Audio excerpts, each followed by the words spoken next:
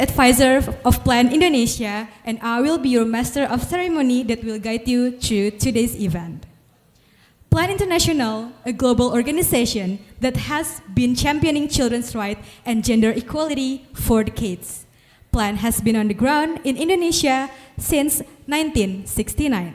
In 2017, this commitment became even stronger with the establishment of Yayasan Plan International Indonesia. We bring local leadership and local heart to the mission. And today, Plan Indonesia is running full speed toward an inspiring vision for 2027, building a generation of children, adolescents, and young people who are healthy, educated, empowered, and confident, also ready to take charge of their future. And of course, with a special focus on girls and young women in all their diversity, making sure they are not only included, but uplifted. And one of the most exciting parts of this journey is Plan's push to open the doors of STEM, science, technology, engineering, and mathematics to more children and young people across Indonesia. And it's wonderful to see such a diverse room, guests from government institutions, civil society organizations, academia, youth communities, media, and philanthropists. And also, thank you for being here and for your shared commitment to advancing inclusive opportunities in STEM. We're deeply honored to be joined by an exceptional group of leaders and visionaries. Dr. Fedria Hilaire, Ambassador of Global Girls Foundation Plan International. Please give applause to her. Hello, Dr. Fedria. She also accompanied by her husband, Professor Morten Meldal, Nobel Laureate in Chemistry 2022. Please give applause.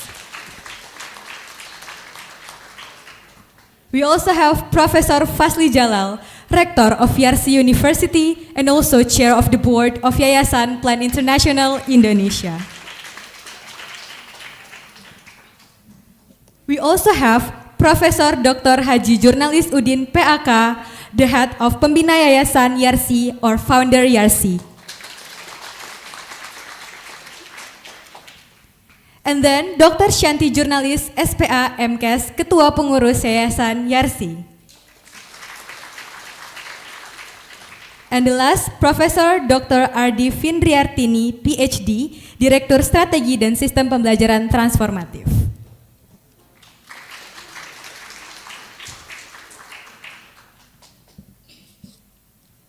Before we start today's event, I will guide you through. Take a moment to ground us in something essential, our shared commitment to safeguarding, safety, and security. This space has been intentionally created to be inclusive, respectful, and supportive for all the participants, especially for children and young people. And we encourage everyone to speak openly, engage and ask questions, and participate fully, knowing that your well-being is our priority. We also want to make it absolutely clear that this event upholds a strict zero-tolerance policy toward any form of abuse, harassment, exploitation, and discrimination. If at any point you feel uncomfortable or notice any behavior that goes against this commitment, please reach out to our safeguarding team or even staff immediately. Maybe you can raise your hand, the team of safeguarding. Yes, it's her beside here. And together, let's ensure this remains a truly safe and empowering space for learning, collaboration, and meaningful connection. So without any further ado, to begin our program, we are grateful to hear from someone who holds a very special role today, representing both our host institution and the board of Yayasan Plan International Indonesia. Please welcome Professor Fasli Jalal, Rector of Yarsi University and Chair of the Board of Yayasan Plan International Indonesia for the welcoming speech.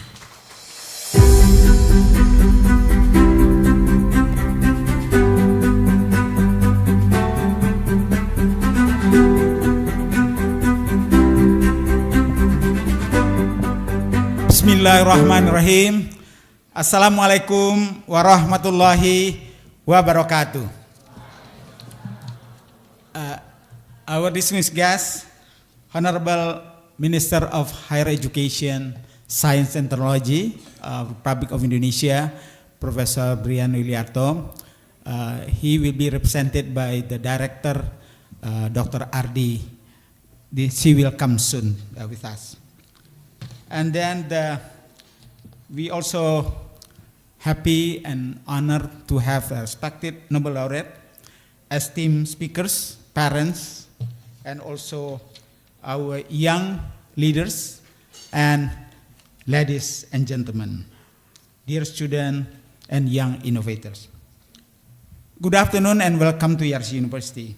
It is both an honor and a great pleasure for me on behalf of the entire community of scientific at the ERC University to welcome you to this Nobel laureate public lecture, a truly special occasion that bridges together global excellence, national leadership, and a shared commitment to inclusive progress of STEM.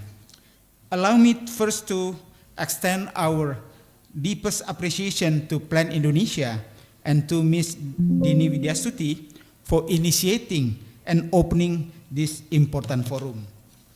Plan's long-standing dedication to gender equality and girls' empowerment continues to inspire institutions like ours to move from commitment to concrete action. We are deeply honored to welcome Professor Morten Mulder, Nobel laureate in chemistry. Your presence here today is not only a celebration of scientific excellence, but also a powerful reminder that great science serves humanity best when it is shared, accessible, and inclusive. I would also like to warmly welcome Dr. Pedria, whose leadership in pharmaceutical industry and advocacy for girls in STEM beautifully bridge science, industry, and social impact. And we are privileged to have with us Professor Brian Wiliarto, the Minister of Higher Education, which is representing by the Director, because his leadership is central to Indonesian vision of a strong, innovative, and inclusive national development, and also develop the ecosystem of the STEM movement. Ladies and gentlemen, the question posed by today's lecture is both simple and profound. How do we ensure STEM becomes a space where everyone can thrive without barriers, without limits? For ERC University, this question goes too deep into our mission. STEM, science, technology, engineering, and mathematics is not merely about laboratories, about equation, or about innovation. STEM is about people. It is about who gets access, who gets encouraged, who gets represented, and ultimately who gets to shape the future. Yet, we must acknowledge an uncomfortable reality. For too many girls and young women, STEM remain a space filled with invisible barriers, social norms, limited opportunities, lack of role models, and also unequal access to quality education. If talent is universal, then opportunity must be universally also. This is why inclusion in STEM is not a matter of charity. It is a matter of justice, competitiveness, and national development. Societies that include half of their talent pool simply cannot reach their full potential, especially for girls and women. At the ERC University, we believe that scientific excellence must go hand in hand with ethical responsibility and social inclusion. A university with strong foundation in health science, biotechnology, medicine, and applied sciences, we committed to ensuring that first, girls and young women feel welcome and supported in STEM field. Education is free from discrimination and stereotypes, and innovation is guided by values, empathy, and service to humanity. Events like today's public lecture play a critical and important role. They humanize science, connect students with global role models, and also young women that there is a place for them, ensuring young women that there is a place for them at the highest level of scientific achievement. To our students in the audience today, let me say this directly. You are not here just to listen. You are here to imagine yourself as the next generation of scientists, engineers, innovators, and leaders. And to our young women, your curiosity, your intelligence, and your ambition are needed urgently by the world. Ladies and gentlemen, in closing this, I would like to STEM again. The future of STEM will not be built by brilliance alone. It will be built by diverse mind, inclusive system, and courageous leadership that dare to remove barriers and open doors for our young girls. Today's gathering is a powerful step in that direction. Once again, on behalf of YRC University, I extend my sincere gratitude to all speakers, especially for Professor Martin Model and to Dr. Pedria for your presence and sharing your experience and give us some inspiring thought to continue forward. May today's dialogue inspire new collaboration, and not only collaboration, but also new commitment and new dreams, especially for the girls who will shape the science of tomorrow. Thank you. Thank you very much, Professor Fazli, for the warm welcome and thoughtful messages. Someone just joined us now.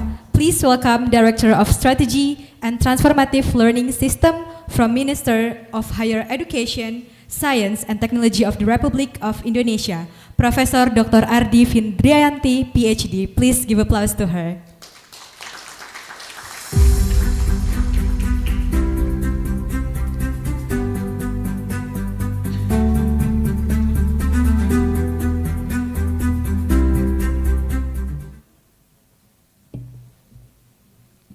Assalamualaikum warahmatullahi wabarakatuh. Very good afternoon. Director of YRC University, Professor Dr. Fazli Jalal, PhD, Executive Director of Plan International Indonesia, Ibu Dini Widyastuti, Professor Morten Peter Meldal, and Dr. Paidria Mari Senhilair, Bapak Ahmad Ruslan Utomo, PhD, Deputy Director to YRC University, ladies and gentlemen, Bapak Ibu sekalian. Very warm regards from the Minister of Higher Education, Science and Technology. He sends his regret that he cannot attend this very important occasion himself and sending me instead. I'm the current Director of Transformative Learning System and Strategies in the Ministry. Today, as we gather in an era defined by rapid scientific and technological advancement, it is essential for us to reflect on who is shaping this progress and who is still being left behind. Women have always played a role in science, technology, engineering, and mathematics or STEM, yet their contributions have often been overlooked, undervalued, or constrained. Understanding the role of women in STEM, as Prof. Fazli Jalal has highlighted, particularly across developed and developing countries, including in Indonesia, is not only a matter of equity, but a necessity for global innovation and sustainable development. As of 2024, a total of 65 women has been awarded Nobel Prizes since the first prizes were given in 1901. This number includes women across all Nobel categories, with some receiving the prize jointly with others. While this achievement is significant, it is important to note that women make up a relatively small proportion of the more than 1,000 total of Nobel laureates awarded today. This disparity reflects long-standing gender gaps in access to education, research opportunities, funding, and professional recognition, particularly in science and economics and in STEM. In developed countries, women have made remarkable strides in STEM fields. They are researchers, engineers, innovators, leaders driving advancements in medicine, artificial intelligence, renewable energy, and space exploration. Increased access to education, mentorship programs, and supportive policies has opened many doors yet. Even in these settings, women remain underrepresented in senior roles, face wage gaps, and often balance demanding careers with family responsibilities. These challenges highlight that progress, while real, it is still incomplete. In developing countries, the journey for women in STEM is often more challenging, but no less impactful. Many girls face barriers such as limited access to quality education, cultural expectations, poverty, and lack of resources. Despite this, when women do enter STEM fields, their contributions are transformative. Female scientists improve healthcare delivery, women engineers design solutions for clean water and infrastructure, and women in technology expand digital access and economic opportunity. In this context, women in STEM are not only professionals, they are change makers for their communities. Here in Indonesia, for example, the picture reflects both promise and persistent gaps. While women represent a significant portion of university graduates, they remain underrepresented in STEM education and careers. Recent reports show that only about 8% of women in Indonesia work in STEM-related sectors, a figure that reflects structural barriers and societal expectations that shape career choice and opportunities. Other data also shows that while around 35% of STEM graduates in Indonesia are women, a much smaller proportion enter the workforce or rise to leadership positions. This is a story not unique only in Indonesia, but one that calls for courage and commitment to change. The contrast between developed and developing countries highlights a shared truth. When women are excluded from STEM, society lost talent, creativity, and problem-solving capacity. Central to this conversation is the role of mothers. Mothers are often child's first teacher, shaping attitudes towards learning, curiosity, and confidence long before formal education begins. A mother who encourages questions, supports education, and challenges stereotypes plants the seeds for future scientists and engineers, both daughters and sons. Even mothers who are not formally trained in STEM play a crucial role by valuing education and resilience, often making personal sacrifices to ensure their children have opportunities they themselves may not have had. For women who are both mothers and STEM professionals, the impact is exceptionally powerful. They serve as living examples that intellect, ambition, and nurturing can coexist.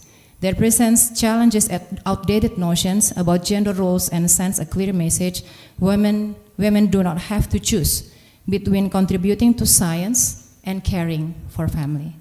They can do both, and society benefits when they are supported.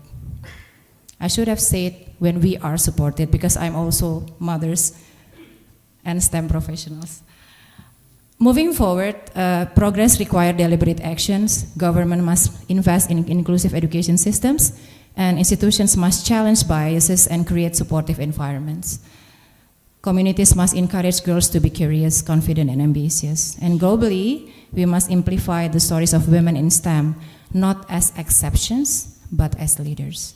Ministry of Higher Education, Science, and Technology highly commits to assure the equity of women in STEM through different strategic programs. In closing, the role of women in STEM is not limited by geography, income level, or culture, and it is limited only by opportunity. And this is the fact happens globally. When we remove together the barriers and open doors together, women do not simply participate in science and technology, they transform it. And in doing so, they have built a future that is more innovative, more just, and more sustainable for all. And here we are in the opportunity of this important conversation. The Ministry of Higher Education, Science, and Technology would like to congratulate you all, and hopefully that coming from this important gathering, we can have more commitments to increase the role of women in STEM, particularly in Indonesia. With that, I would like to thank you, everyone. Assalamualaikum warahmatullahi wabarakatuh. Waalaikumsalam warahmatullahi wabarakatuh. Thank you so much, Professor Ardi, for such an inspiring keynote. On behalf of Plan Indonesia, we would like to give honorable mention to Yarsi University to make this event possible. So now, please welcome Professor Dr. Haji Jurnalis Udin PAK, founder of Yarsi, to give his warm welcome. Okay, thank you. So the next one, we would like to invite someone whose leadership has continuously pushed forward the movement for girls' rights and youth empowerment in Indonesia. Please welcome Ms. Dini Widyastuti, Executive Director of Plan Indonesia, to deliver the opening speech.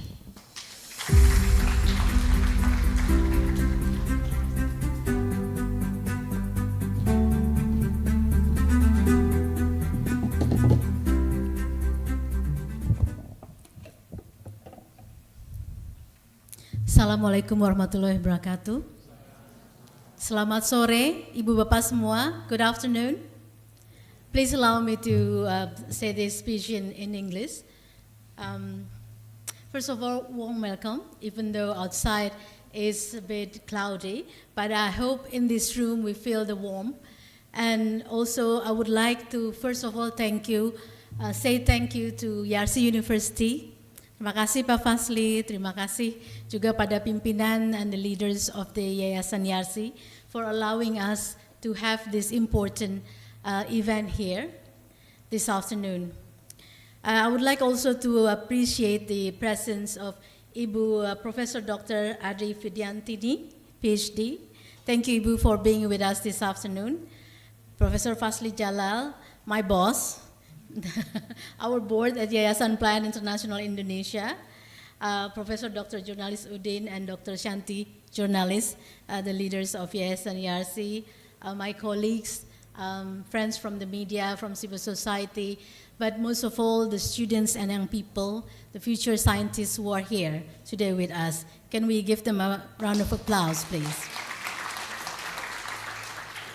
And especially, warm welcome to Jakarta, to Indonesia, to Dr. Fedria Senhiler, the Global Ambassador of Global Girls Foundation and Plan International, and Professor Merton Model, Nobel Laureate in Chemistry in 2022.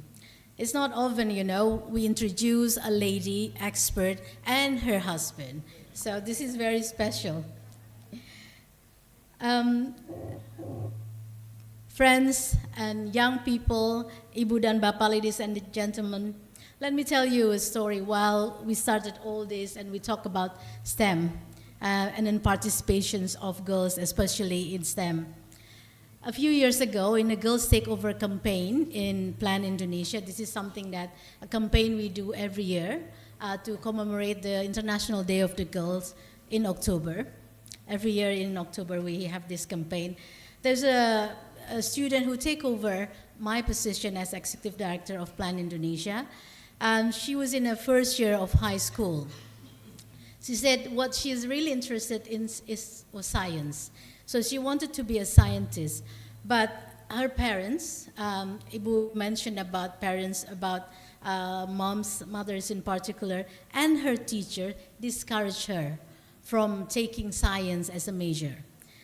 They said, well, science is mostly for boys. Girls, why don't you take social studies instead?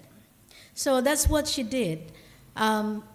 She is a brilliant lawyer, just starting at the moment, but you would imagine that she could also be a brilliant scientist. But STEM is not just about science and technology. It's about critical thinking, opportunities, and better future for humankind, which you will later hear from Dr. Merton Medal and Dr. Fedria. Today, the challenges we face, from climate change and health crisis to digital transformation, widening inequality, are more complex than ever. These challenges cannot be solved by a single discipline, single sector, or a single perspective, nor only one gender. They demand diverse minds, bold ideas, and inclusive innovation. Yet we know that access to STEM education is still not equal. Too many young people, especially girls, are held back not by lack of talent, but by barriers, including norms, that limit opportunity and silence potential. Girls and young people, especially those from marginalized communities, continue to face barriers in accessing quality education, leadership opportunities, and digital skills and innovation spaces. As an organization with focus on children and youth rights and development, at Plan International and Plan Indonesia, we work to change this reality. Through our programs, we focus on breaking barriers in all aspects that could hinder children and young people, especially girls, through expanding access to education, strengthening their leadership, and creating safe and inclusive spaces where girls and boys can build digital and innovation skills with confidence. STEMpowerment for all means removing structural, social, and cultural barriers so that every young person, regardless of gender and background, has the opportunity not only to learn STEM, but also to lead, innovate, and thrive. At this forum, I'm pleased to introduce Dr. Fedria Saint-Hilaire, who is the Global Ambassador of the Global Girls Foundation of Plan International. Can you give her a round of applause, please?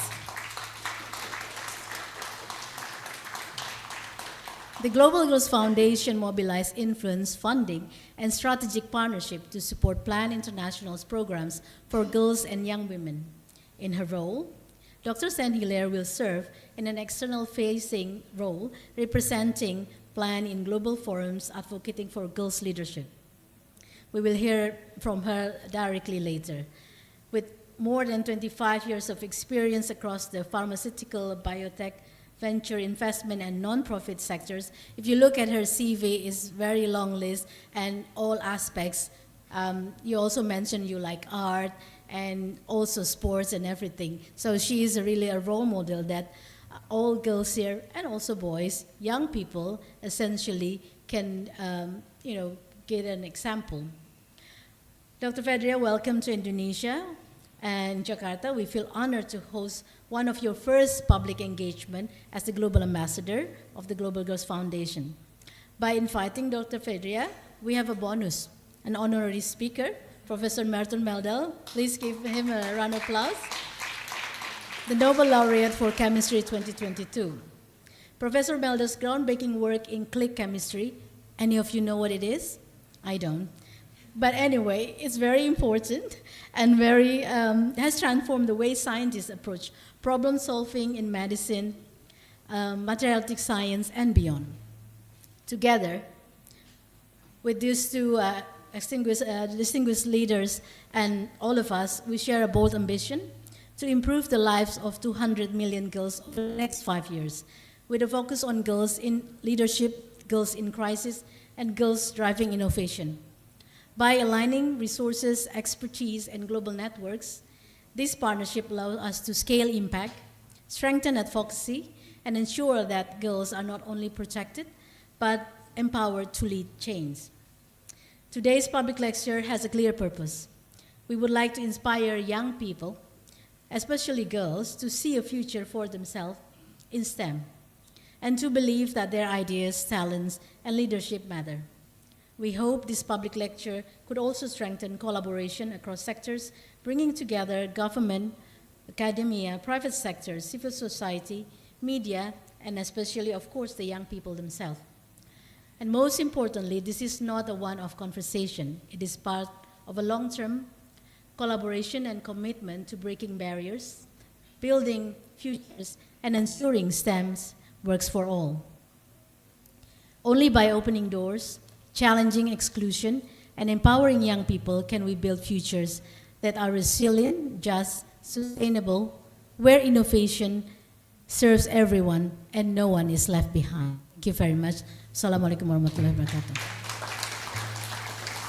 Waalaikumsalam warahmatullahi wabarakatuh. Thank you so much, Budini, for setting such a strong foundation of today's conversation. Before we start our discussion, we will take a picture together, and I would like to invite ladies and gentlemen to stand up and make yourself comfortable and give your best smile. So please stand up and we will take a picture together.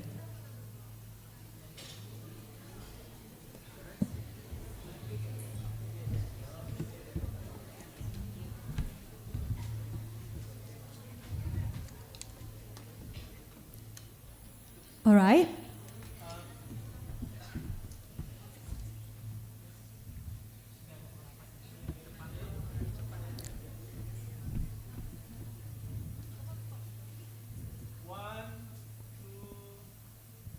Give your best smiles. 1, 2, 3.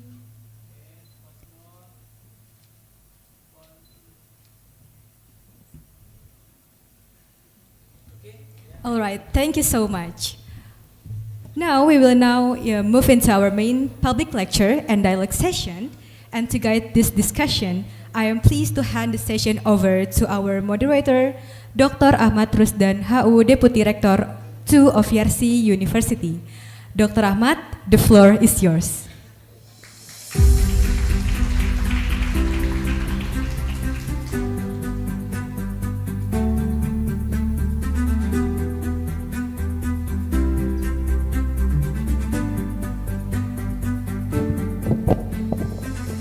Bismillahirrahmanirrahim. Assalamualaikum warahmatullahi wabarakatuh.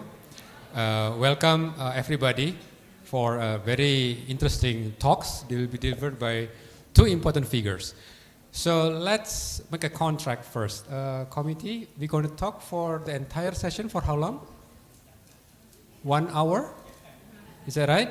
So is it okay if I divide it into maybe 2 parts? For the talk about 20 minutes, Prof. Meldal and Dr. Fedria, each for about 20 minutes. So we have about 20 minutes so and so for Q&A. Is it okay? Okay.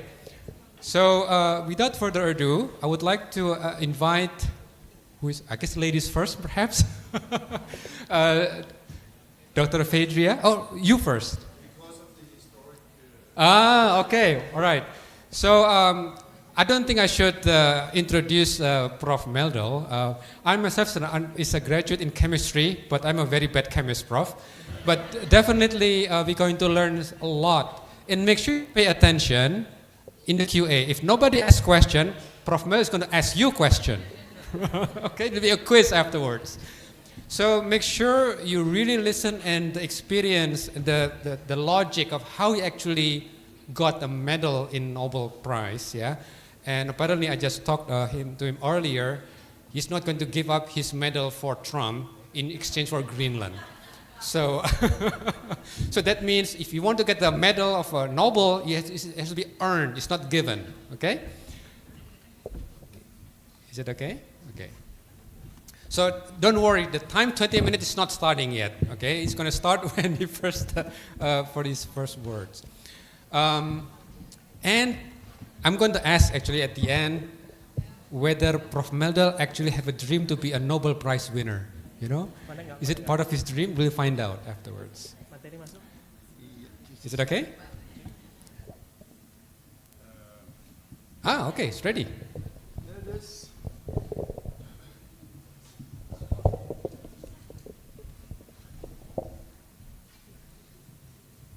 So, thank you very much for this kind invitation for me to come here to Indonesia. The Nobel Prize was given to 55 women, but only very few of those actually went to chemistry and physics. And the good news is that most of these were within the last 15 years. So there is a real progress, 3 of these. Yeah.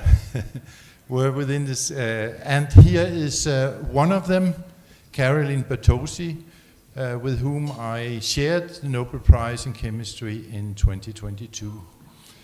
On a Wednesday morning, I got a phone call. I will tell you a little bit about the story of the Nobel Prize, how it is to get a Nobel Prize. Because a Nobel Prize is the most prestigious thing that can happen to you in science. And Caroline Bertozzi, very sharpness, and I shared this Nobel Prize. I got a call from Stockholm. I thought it was a commercial company, so I answered very brusquely, yes. because they had tried to sell me something for a week or so, and I didn't want to buy it. So this was the Nobel Prize committee, and they said that you are going to share the Nobel Prize with Barry Sharpless, Carolyn Potosi. When you get a Nobel Prize, that means that you are supposed to have an opinion about everything. And I'm just a human being, I don't have an opinion about everything. But I do know one thing, and that is that chemistry is everything. Chemistry is a reason that all you young girls should study STEM-related research, STEM-related studies, because it is within chemistry which defines our world today that we will find the solutions to the challenges. And you are young and you should study chemistry because chemistry is everything. But we actually need to go even younger. We need to start chemistry education just like we start reading and calculus in first grades. We need to start to learn the three-dimensional world of chemistry very early on. Not by formula, not by difficult math, but by visualizing the chemistry world, which is just the same as the chemistry world is right here in the macroscopic world. So life is built of only 16 atoms. These are the 16 atoms that constitute life. Carbon is the most important one, which binds things together. And these forms molecules that organize themselves into larger and larger structures, become cells, and eventually becomes life. And that is because atoms cannot help doing that. So in my opinion, which is a personal opinion, there's life many places out there, in addition to our life here on Earth.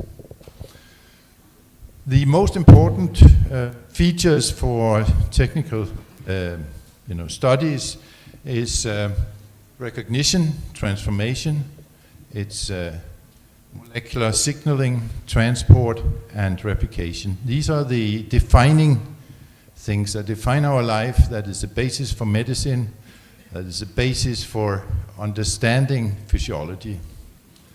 So if you want to study chemistry and study chemistry within one of these areas, you're going to be very well off, because we need this.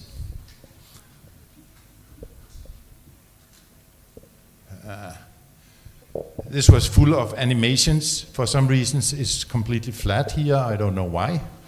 But these were all supposed to move around and be videos and so on. But they are not here, I don't know why. This here is if we go one back, can we do that?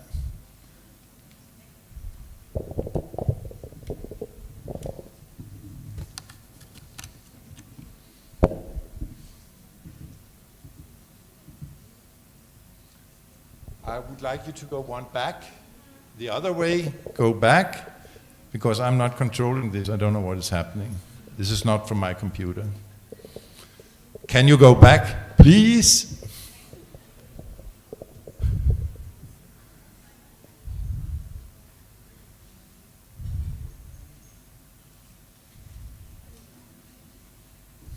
Anyway, this here is a Tyrannosaurus Rex. 65 million years ago, he ruled the world, and my God, he was controlled by these molecules, and these molecules up here were the pleasure molecules. Once he was aggressive, he used adrenaline and noradrenaline to capture his prey, and then when he had eaten, he would get dopamine to get a stimulus, a feeling of having done what you should do. And it's really difficult to see, but the dopamine is giving you reward, pleasure, motor functions, and so on. And the other part is serotonin is giving you cognition and so on. So that's a simple molecule that controlled the dinosaurs. But we are a herd community, a community who really needs to base our life on empathy, on getting together and doing solving the problems as a herd community. Okay, this is also completely messed up, but over here, we have a love molecule. The love molecule is looking like that in 3D, and if we, I cannot really show you this because there's like a big animation underneath here, but this molecule in reality looks like a piece of chewing gum with colors that represents negative and positive, and together these charges goes into the receptor, send a signal to the core, and that's how we make this work. I don't know if we could take all of the other stuff off here. It's not necessary at this point, I think. Is that possible? Because I think that's what the problem is. Anyway, it's my PowerPoint. It's not, you can see, it's not what I have in my PowerPoint that's up here. I don't know what is happening. Yeah, lots of animations. It's a lot of entertainment that we are getting rid of here.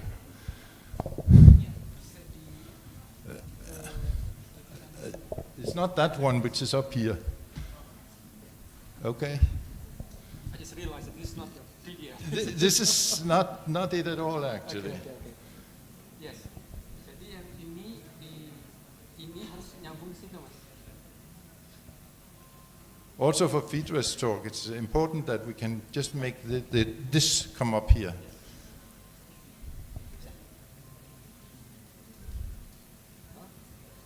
Or how could if we transfer your file to the control upstairs?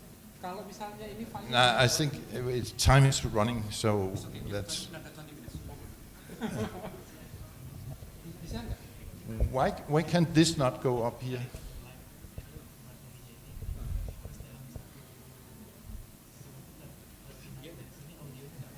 Don't care about anything else but this one.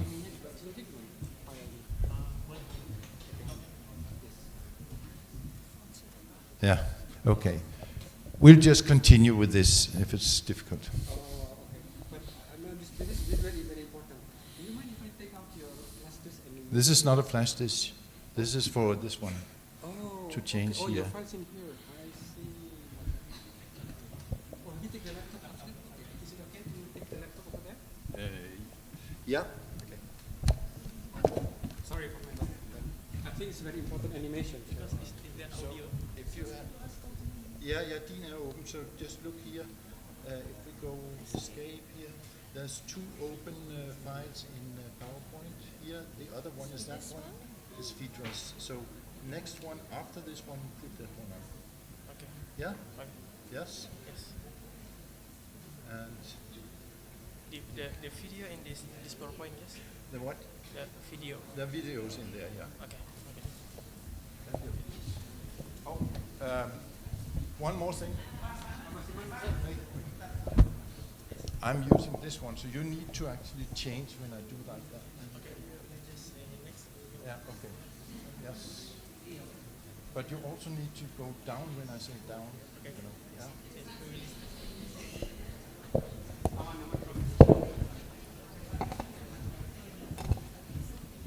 Sorry about that. So, I'm very sorry about that, but it's completely impossible with this thing.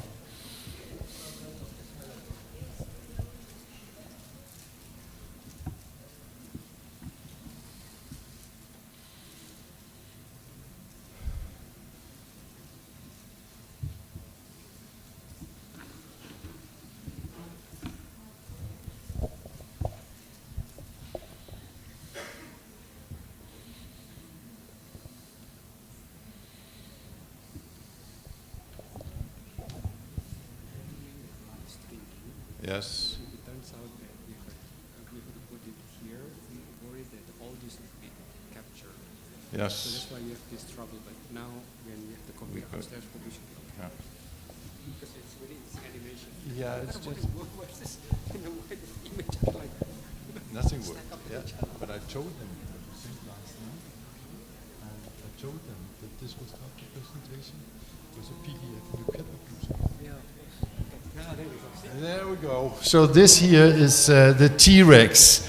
T-Rex is a very aggressive animal and is controlled by the two simple molecules that you see down here, the adrenaline that makes the blood flow to the legs, and the noradrenaline after. When he's finished, he gets also dopamine in the small brain, a very tiny brain there. Next, please. Press down. So we have the dopamine system and we have the serotonin system, which is the reward and the cognitive functions that the dinosaur also needed. We have them still, but on top of that we have the love molecule, which is, next please, next slide, which is this one here on the top, the love molecule oxytocin, that makes us feel empathy, nesting, and love and so on. It looks like this in 3 dimensions, but in reality, press down please. Press down, please. It looks like this, a chewing gum with colors that goes to the receptor and interact and send a signal to the core of the cell. Next please. That's what we see here, and now we can feel love and empathy and work as a herd community of individuals helping each other out. Next, please.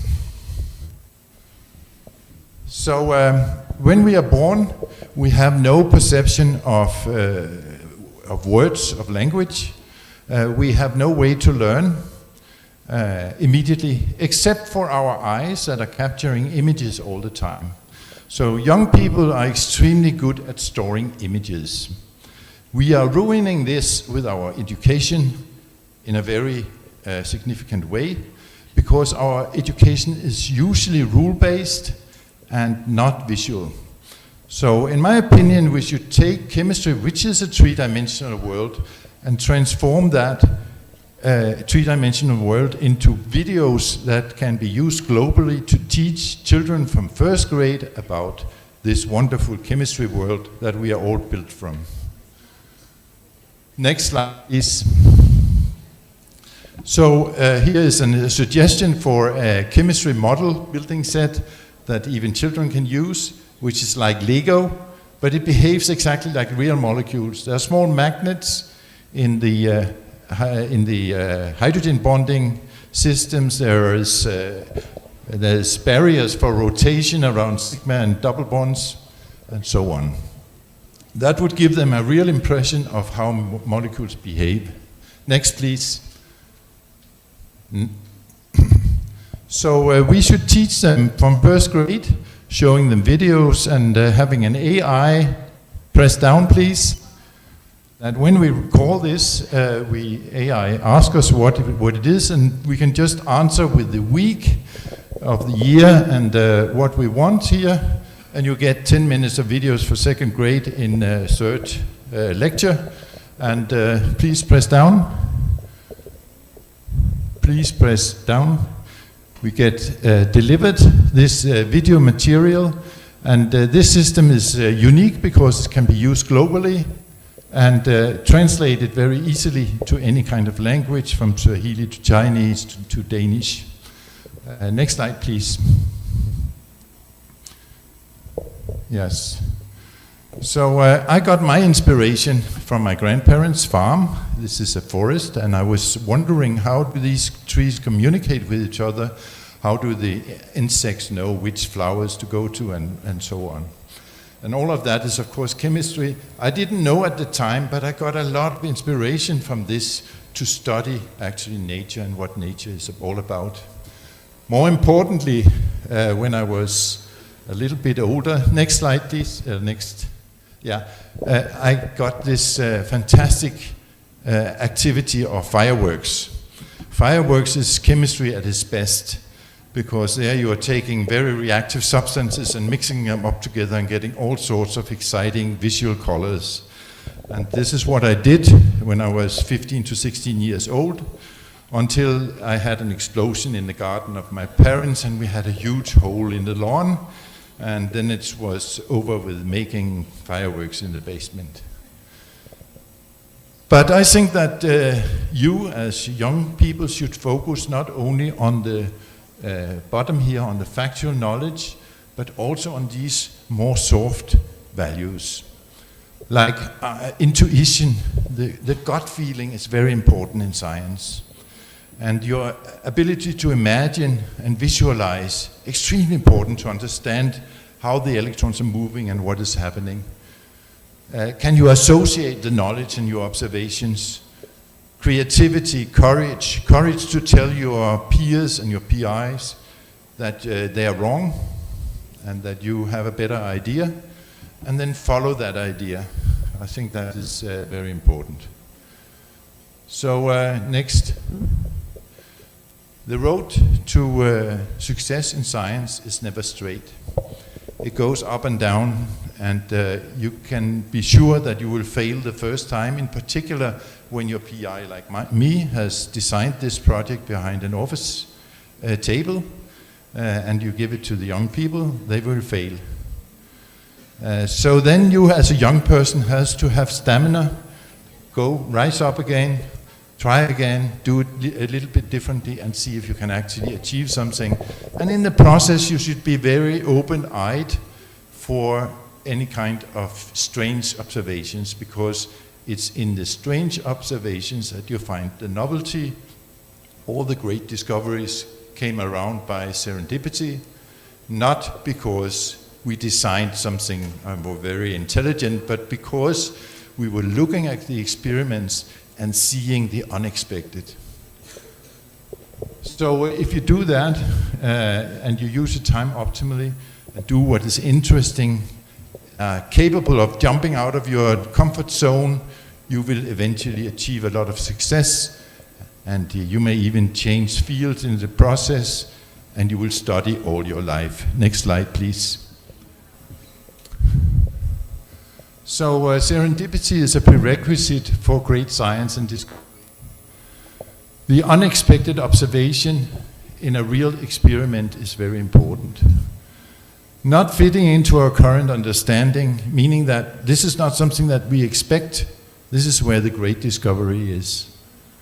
And then you design exploration and translation into a concept, new theory, new physics, new chemistry, and you can then make innovation out of that because it's really new. So, no, thank you. Please go back. So teaching and training is of course factual knowledge, but it's also out of the box thinking. So are you able to think out of the box? And are you confident in yourself? That's very important. More visualization and more abstraction in your learning, in your teaching, and also less rule-based teaching, more visualization. And then you should both consider linear and parallel thinking processes as models for getting to results. Next, please. So, what is click chemistry? Well, we were working on this very difficult reaction here, and I thought this very reactive substance that you see here, an acetoacid chloride that we use to make these difficult compounds with, could be actually used to also synthesize organic molecules. And here is an organic synthesis. Next slide, please. The next, yeah, where we react an acetylene with copper iodide to get a copper acetylene, and then the idea was that we would incorporate these triple bonds, carbon-carbon triple bonds, into peptides for modification like you do with GLP-1 today. It didn't succeed, and Christian Thorne, who was my PhD student, he came to me and told me maybe I should go to pharmaceutical industry because this is not working. So he had the courage to tell me that what I thought was not working. But we looked at the data, and what actually happened here next was formation of this little triazole in the presence of a very reactive acid chloride. So here's an observation of an unexpected thing, and we investigated that and compared it with all the functionalities you have in biomolecules, and it was really, really selective. And that's the trick with a click reaction. It's extremely selective. Next, please. Next. Yes. So this is Christian Thornø on the right, and he could present this in 2001 at the American Peptide Symposium. Next. So the click reaction can be used to make small molecular robots. This is why it was considered so important. So we can take a full protein structure, like an antibody, like an enzyme, whatever we like, and link them together with these click residues. So when we take these three guys here, next please, and mix them in a container containing copper 1, they will react with each other, and we are getting just a single molecule. And this single molecule, next please, can be used, can be used to recognize a cancer cell, for example, and then we can use cell entry and something inside the cell that we interact with that kills the cell. So in this case, we're using an inhibitor of programmed cell death. We're using a cancer marker for recognition, and we have a cell-penetrating peptide that goes into the cell. Next, please. So this cell-penetrating peptide takes the other guys into the cell, where they can then affect the programmed cell death of the cancer cell. So QAC can be used to make these molecular robots, but can also be used in so many different other areas, like medicinal chemistry, like surface modification. You have ligation of different structures. You have polymer synthesis, and so on. This is a sustainable chemistry that can be carried out in water, so that's another reason. Next, please. So here we are in Stockholm, and this is the first day of a wonderful week. If you, next please, see here. Next, this is the day where you are getting the medal. You get the medal for a short while, because a lot of us are growing old. We made our discoveries a long time ago, and now some of us are marked by, for example, Alzheimer. So here we get the medal for a short period, then it's given back, and then we get it on the last day. Next, please. Next, please. Here we get the medal, and then your family help you get that home. Next, please. So if we have an education system that starts very early, we can actually produce excellence.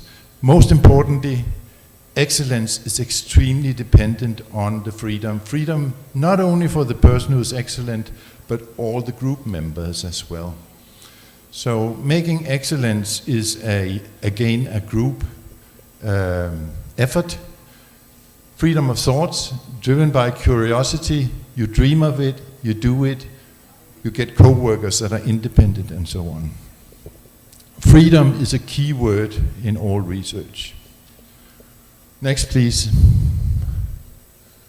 So I think that young people should consider the important issues in the world today, plagued by global warming and resource shortage, and figure out how to solve the big problems within these STEM areas, like sustainable materials, production processes, energy, improved foods, textiles, and transport. These are important areas for our future. Next, please. Most importantly, we have to address how we are getting funding. Today, all funding is in a big box for applied funding and fundamental research. And in order to make room for fundamental research, I think it's much better. Next, please. Next, here's the big box. Next, please. To divide this up in separate pools, one that secures today's economy and one that ensures that of tomorrow, making new groundbreaking research results. Next, please. So finally, we are living in a very dangerous world, and I think that in Scandinavia we share the feeling you have here in Indonesia about democracy and about the future. So education is extremely important for maintaining democracy. You can see the autocracies are actually limiting education as much as they can, or directing it in their direction. Next, please.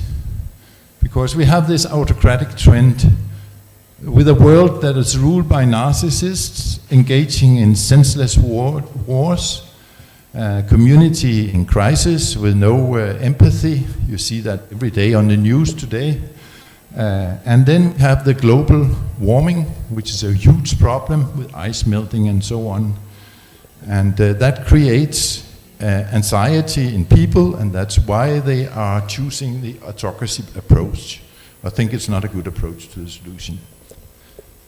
Thank you. Thank you very much. Thank you very much, Prof. Meldo.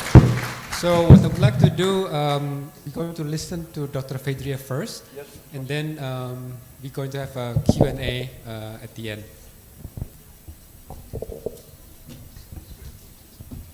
Dr. Fedria, I think you have about 30 minutes, hopefully. Oh, let me introduce Dr. Fedria first. Okay. While you're introducing me, can I have my slides, please? Oh, yeah, okay. Is it shown? Bisa ditampilkan? Okay. So Dr. Fedria is a global ambassador for girls, yes, education. But interestingly, when I saw her CV, she's actually 30 years in Novo Nordisk. For anybody who doesn't know who Novo Nordisk is, it's a very famous company, multinational company. And she made it. But what's interesting, why she is into activism, which is very interesting. So we're going to learn from her the issue that really get her very passionate about. Dr. Fedria, time's yours. Okay, thank you very much. Thank you to Dr. Fasley, yes, for giving us this space and this opportunity to share with you our experience. Thank you to Ms. Dini for the kind invitation, and thank you to the founder of this most wonderful university, and thank you for attending. So you just heard from Professor Mildel that chemistry is everything, and all biological processes, all materials are made of chemistry. For example, your mobile phone, there are 100 different inventions, physics, chemistry, and 7 of them were important enough or groundbreaking enough that they won the Nobel Prize. And so if science and chemistry is such a fundamental thing for our world, then why do we only want half of the population engaging in science?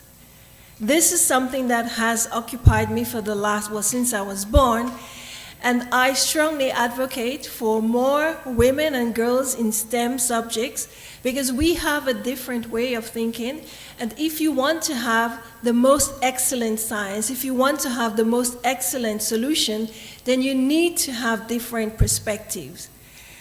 So what I will do today is first tell you my journey, what brought me here today, but also reiterate some of the things that were said today by Dr. Fasley and also Dr. Yardi about why it is so important to have women in STEM and educate women and girls from a very young age. Next slide, please. Yes, so that's me. I'm about 7 years old, and this is me. My mother had gone away to study, and I come from a very tiny village in a small island, a tropical island, much like Indonesia, of only 72,000 people. And as a child, I was very, very shy and introvert. I would not have dared to stand up here and give this speech. And so I spent a lot of time reading and thinking and sitting on my balcony and looking out over the horizon, wondering about life, wondering what is going on. I dreamt of being a pilot. I dreamt of working for the United Nations because I wanted all countries to work together in harmony with the idealism of a young child. And I was very curious and fascinated about how life worked. And growing up in a tropical island, one of the things that I did, I'm not proud of it right now, but I did it, I would hunt lizards, cut off their tails, and then observe the tails growing back. And I thought, why? Why does that happen? Also, when you had a trail of ants, I would disrupt the trail and measure how long it took for them to get back into the line. So from the very early beginnings, you could say I was a scientist at heart.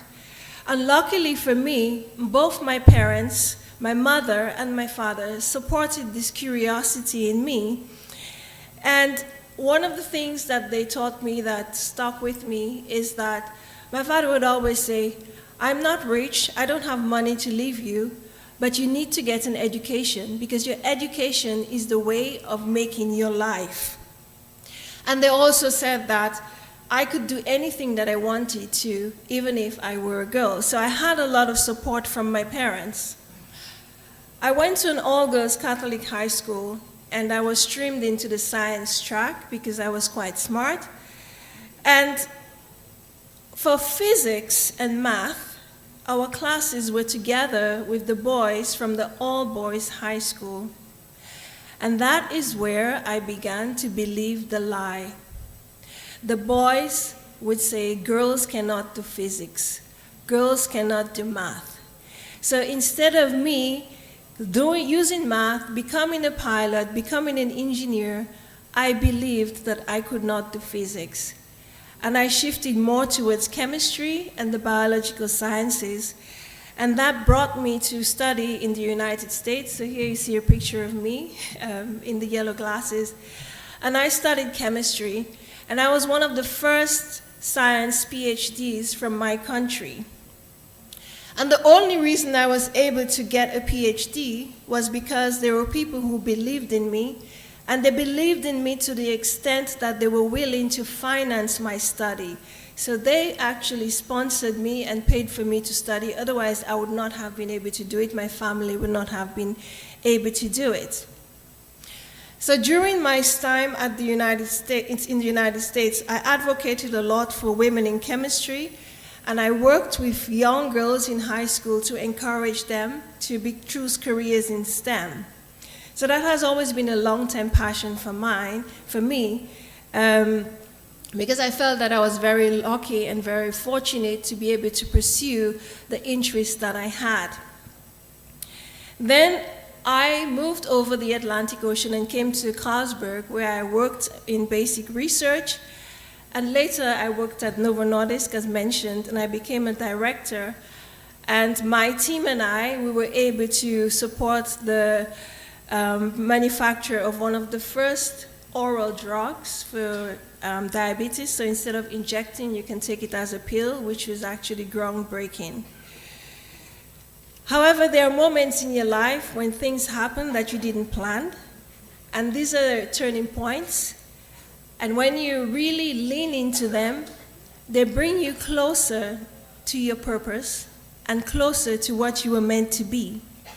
So for me, that thing was being fired from my job, my director position, because I spoke up against racist language. So I was punished for that. However, when these things happen to you, you can lean into it and use it to catapult you into what you were always meant to be, or you can let it defeat you. So after that, I became even more of a stronger advocate for gender equality and diversity and inclusion. I co-founded an organization for women of color in Denmark. And another thing I also recognized in the period is the importance of financial freedom. Next slide. And I recognize that if you have enough finances, it gives you the freedom to choose. It's the freedom of choice that's important. Yes. So that's when I decided to become an angel investor. And so far I've invested in 12 startups, most of them focused on women's health. And I invest primarily in women founders or founders who are underrepresented. Because I think when you're given a privilege, you have the obligation to give back and support others. And so my quick life story, the things that stand out to me, I am where I am because there were policies either at the universities or at the governmental level that promoted gender equality, that promoted racial diversity.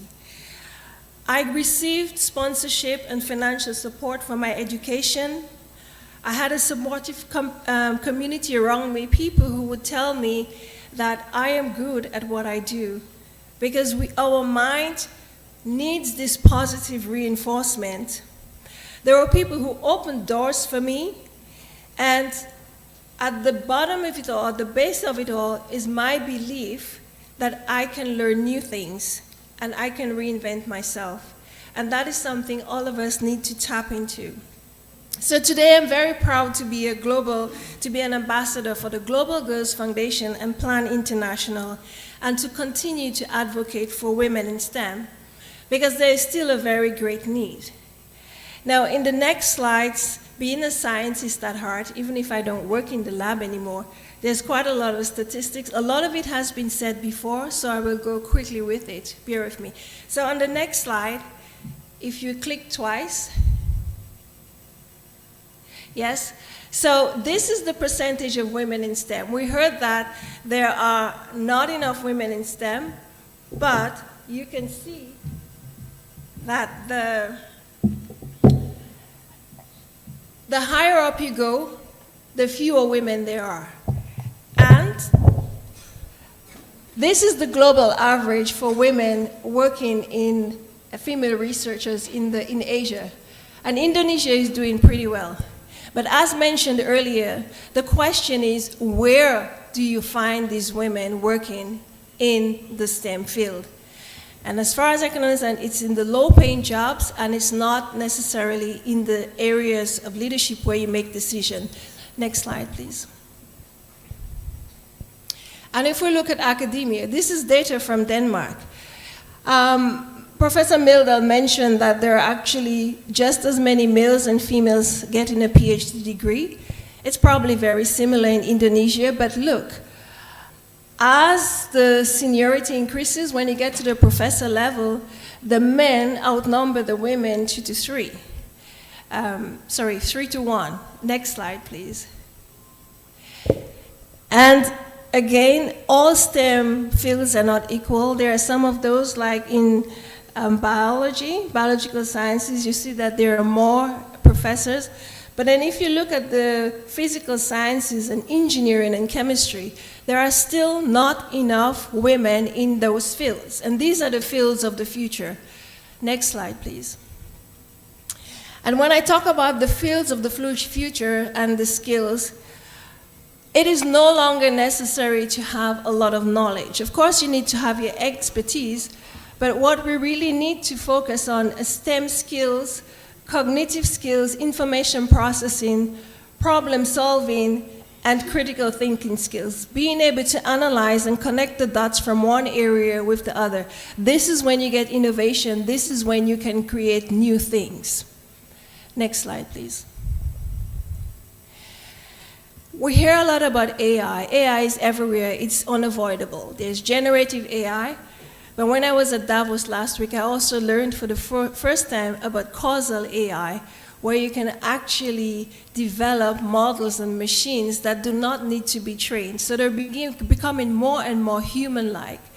And these are designed primarily by Europeans, primarily by men, and that means the designs are going to be biased by the people who design them. So that is why we need more women in engineering and STEM graduates in computer science and mechanical, electrical engineering, software engineering. Next, please. And this is just, again, to show some statistics. Indonesia is not represented here, but you have a lot more men in AI than females. So these are some of the things that we need to start studying and we need to get into. Next slide, please. And of course, I love money, and I have to talk about women in money. Studies show that if you give women money, the impact on the community are much greater than, no offense men, but when you give it to men. And the same goes for investing. you will find that when you have a startup, women will tend to invest in other women in startup. However, when you look at the big venture capital, the people with the really, really big money, there are very few women, right? Senior, only 11%, 12%, 23%, and if it's junior, then you have higher amounts. Next slide, please. However, people don't talk about that much, but women are actually better investors than men. They get higher returns. You see it on the stock market, you see it when you invest into different companies, and this is just a graph that's a simulation to show that if you give a male investor and a typical woman investor the same amount of money, after 40 years, the amount of money that the woman's investment is generate is going to be higher than that of the man. So we are good at handling money. Next slide, please. So some of the challenges, I'm not going to go a lot into it because it has been done before.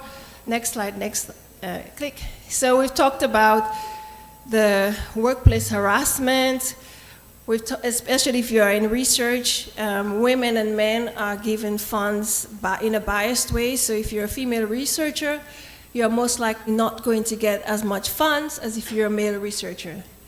Then there's the leaky pipeline. If you remember the graph, I showed that women, the number of women in senior roles decreased. This is called the leaky pipeline. But what I really want to focus on, because this is where you can really make the difference, is the deep-rooted socio-cultural gender norms. If we want to change, yes, we can have programs advocating for women, but we need to change the mindsets, we need to change the behavior of women, of men, of mothers, of leaders, of everybody. And it's quite difficult to do, but this is where we really have to do the work. We have, in some of the results of the gender norms, you have gender bias in education, in hiring, in promotions, you have microaggressions, and then you have the child penalty. And I want to talk a little bit more about the child penalty. Next slide, please. The child penalty is real. This is work done by some Danish researchers at Princeton, and what they found that if you look at men and women and their employment rates 5 years before this magical incident, you find that the magical incident does not affect the men, but it decreases the women's rates of employment and it never recovers, even up to 10 years afterwards. And that magical incident is the birth of the first child. And you might think, okay, next, yes. It doesn't affect men. And next slide. And to show that it is actually attributed to family labor, if you look at the salaries of women without kids, they're about the same as that of men. So having a family and the cognitive and child labor that primarily falls upon the woman is actually something that penalizes us in our careers and in our earning capacity, how much money we actually earn. Next slide, please. So what can be done? Next slide. Professor Milder talked a lot about education, and yes, education has taken many countries out of poverty, and they have thriving economies now. For example, in Finland has an education system that is studied all over the world. You have Vietnam, where they went from a very, very low GDP country to investments in education, and now they're thriving. Next slide, please. But when we look down into the return on investments, this slide shows, it's actually from a study done in Asia, that if you invest in the education of women and girls, then you can actually increase the GDP significantly by about 12%. So educating women up until a secondary level or higher can actually improve the GDP of the country. Next slide, please. Next slide, please. The other thing that we should do is have a lot of advocacy, role models, and awareness. This shows how people perceive a scientist. Click, please. And this is what they think a scientist looks like after they have been exposed to real scientists, after they've been taught about gender bias and all of these things.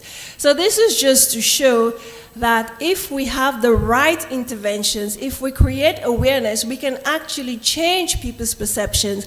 And this change of perceptions is one of the ways of changing the mindsets and the behavior. Next slide. And the reason these perceptions are important, you could also do the next slide. There is something called the Pygmalion and the Gollum effect. Basically, it's a self-fulfilling prophecy. So the narratives that we tell ourselves and that we tell other people, they do have an impact. So if you hit a young person with praise, if you tell a young woman, yes, you can be a physicist, yes, girls can do math, then they're going to blossom. So you see this little kid who thinks that they're a lion. On the other hand, next slide, please.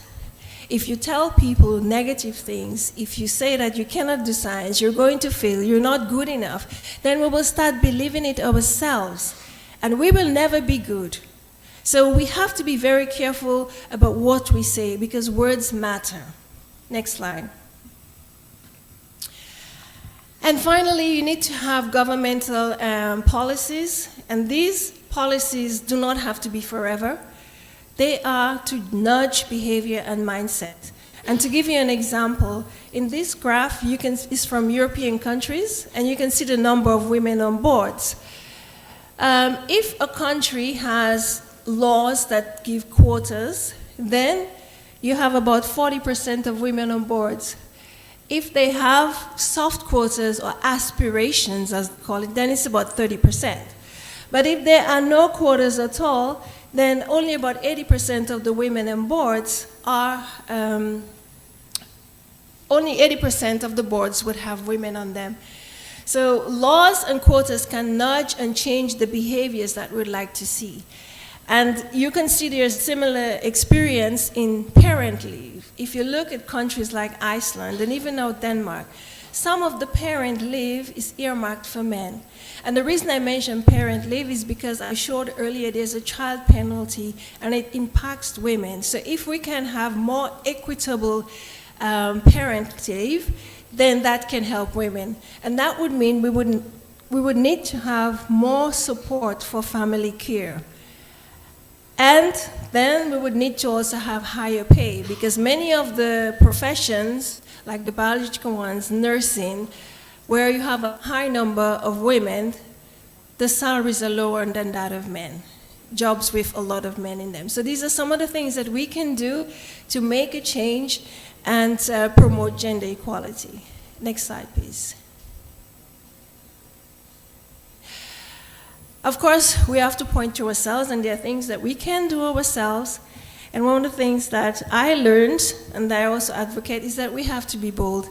And sometimes it's better to ask for forgiveness than for permission. So if there's something you want to do, do it. Do not hold yourself back. That's for other people to try to do, but you should not hold yourself back. And you should learn everything and learn all the time. Continuous learning develops the brain. And I also mentioned earlier on, critical and analytical thinking skills. These are the skills of the future, and so this is something you should always make sure you're sharp. And finally, speak your dreams. You never know who is listening and who can help you. Sometimes I've been in a meeting and I just say, oh, I would really like to do this. And then somebody said, hey, oh, I can help you with that. So don't be shy about what you want to do. Say it openly and boldly, because most people want to support and help you, or to the majority of people. I think that was the last slide. So thank you very much. Thank you very much, Dr. Phaedria. Do you mind maybe you can join us here, yes, so we can prepare for the Q&A. Prof. Meldo, please join us upstage. Yes, it's interesting talk from both of you. Before I ask Prof. Meldo a question, I would like to maybe first give you an interesting comment, because you're trained in Duke University. For anybody who hasn't heard about Duke University, it's a really good school. It's very interesting because it's in the Research Triangle. So North Carolina State, Duke University, and Chapel Hill. right? Chapel Hill, yes. Chapel Hill, yes. So the reason I share this this research triangle because the importance of collaboration, and I think she's very well trained in doing this science. I'm going to ask before we ask the audience for your question. I always wondering, when you're young, I know you're fascinated with chemistry, but did you actually plan in your agenda to win a Nobel Prize? No, and if you do, you are not going to get it, because this is not where your ambition should be. If you want to win the Nobel Prize, it's because, or if you win the Nobel Prize, it's because you make something extraordinary. And the extraordinary doesn't come from an ambition to win a Nobel Prize. It comes from an ambition to understand nature, go into your job with a lot of enthusiasm and curiosity, and study it in detail. And that's how you can eventually, if you're lucky, find something that is unexpected and develop it into a groundbreaking piece of research. Right, okay. Dr. Fedria, one of the stain in our scientific progress, the discoverer of DNA, Watson and Crick, apparently they left out a very important figure, that is Rosalind Franklin, yes. Can you draw a parallel with your experience and what Rosalind probably faced? Why is she being left out? I'm not sure if I can draw parallels with my own life, but I know that there are, well, actually to give you a modern day example, you've heard of GLP-1. It's the chemical used for obesity by one of the companies. And there's a lot of talk about it right now. And so far, they're only talking about primarily one Danish male scientist. And then they talk about a woman from the industry. But there's another woman scientist who has done a lot of fundamental research in GLP-1, even before the male Danish scientist. And she's very little recognized. She had to really write a lot of pieces and do a lot of advocacy to get the recognition that she needed. And we're talking about 2024, right? So this is not something that happened back then. So going back to Rosalind Franklin, there's also Lisa Meisner, there's many other women, Dorothy Hodgkins, there are many women scientists who have taken a backseat. And that was the time in those days. The male scientists were the prominent ones. They were the assistants. I mean, even Albert Einstein. Now there are theories, I don't know how true that is, that some of his, like his theory of relativity came from his girlfriend. So those were the days when women were silent and not heard. But I think we are in a different days now, and we have to speak up at such injustices. Yeah, well, so they're talking about they're not talking about Svetlana, but I think the committee will not be able to avoid her in the GLP-1, right? We don't know. Okay, but listen to your talk. I felt that YARS is probably going the right direction, because in YARSI, in the School of Medicine, majority actually is of women. And in technology information department, our dean actually is a woman, and also the vice dean in research also a woman. Majority actually, our students, and many are actually women as well. So, but apparently the global trend is not only in middle income countries, but even in advanced countries. The issue about gender in science has always been an issue, I guess, right? Yes, that is correct. And I commend the RC University. Maybe you can share, globally write a white paper about what is it that you do, because you're absolutely right. In higher income countries, and there's actually an interesting phenomenon that countries that have, at least according to the World Economic Forum Global Gender Gap Index, that score high on this, have very low representation of women in physics, engineering, and computer science. And it's quite not sure why that happens, because it seems like a paradox, right? Because you would also expect them, compared to countries like Saudi Arabia, Indonesia, and Asia, where you have a high number of women in engineering. And I think one of the theories is that because people think that they have already achieved gender parity, they don't focus on the mindset and the narratives. And so even if you have a lot of women in the pipeline, the microaggressions, the hostility, the narrative that, yeah, you know, maybe you should go to medicine and biology, physics is still for a real man, those narratives still persist. And that could be one of the reasons. All right. Well, I can ask a lot of questions, but I don't think it would be fair for all the audience. So I would like to, we have 30 minutes actually. So we have plenty of time to ask questions. And you guys have to ask questions. Otherwise, I'll be dominating all the questions. So let's go with the first three. And hopefully there are girls or women who would like to ask question. One on my left. Second. Anybody? Second. Third? Yes. Okay, thank you. So, do you have the mic? Oh, yeah, please stand to here. We have a mic here.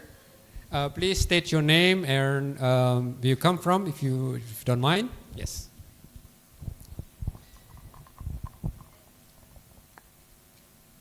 Is it on? Jake. Okay. Thank you for the opportunity. Good afternoon, Professor Melder and Dr. Fedria. It is a true honor to have you both here. My name is Rafa, and I am a final year chemistry student at Institut Teknologi Bandung. And I want to ask three questions regarding to both of what you speaking earlier. Currently, I am conducting research on the synthesis of bischalkone analogs as a potential anti-cancer agents. While these molecules show great potency, I realized that precise delivery is the biggest challenge to minimize side effects. This leads to my first question. One of the most powerful functions of CUAAC is the ability to conjugate biomolecules efficiency. How do you see this specific function revolutionizing antibody drugs conjugates? Can we expect clickable chemotherapy to become the new standard for targeted therapy? And if I may ask a second question, more personal question. As a young researcher myself, we often face the frustration of failed synthesis or unexpected data. Knowing that your own discovery involves serendipity, could you share your advice on how we can cultivate the right mindset to embrace these failures and perhaps see them as hidden opportunities? And I would also like to address a question to Dr. Fedria. I truly admire your work as an ambassador for Plan International.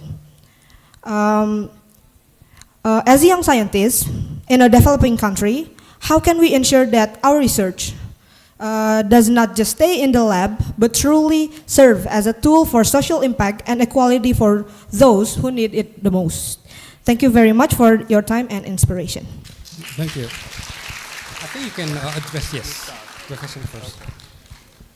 Yeah, so QARC reactions are actually used today already for making antibody drug conjugates all over the world in many different pharmaceutical settings. So this is already done, and the thing is that you can make even more advanced things than just drug antibody conjugates with these click reactions. There's a drug in development for cancer in which you have a cytotoxic drug linked to one of the two click components.